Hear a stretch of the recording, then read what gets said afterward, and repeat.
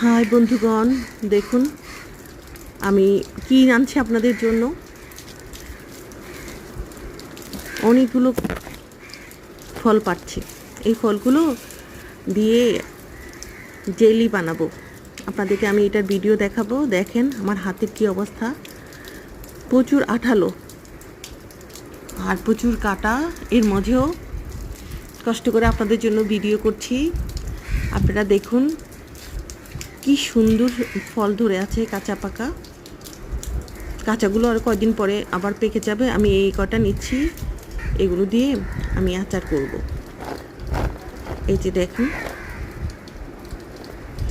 দেখতে কিসের মতো লাগে বলুন তো। আর এটা কি ফল আপনারা আমাকে জানাবেন। আর নেক্সট ভিডিওতে এটার আচার করে আপনাদের দেখাবো। এটার জেলি করা যায়, আচার করা যায়। আমি অবশ্যই এটার রেসিপিটা আপনাদের দিব। ওকে, সবাই ভালো থাকবেন। ওকে, আল্লাহ হাফেজ।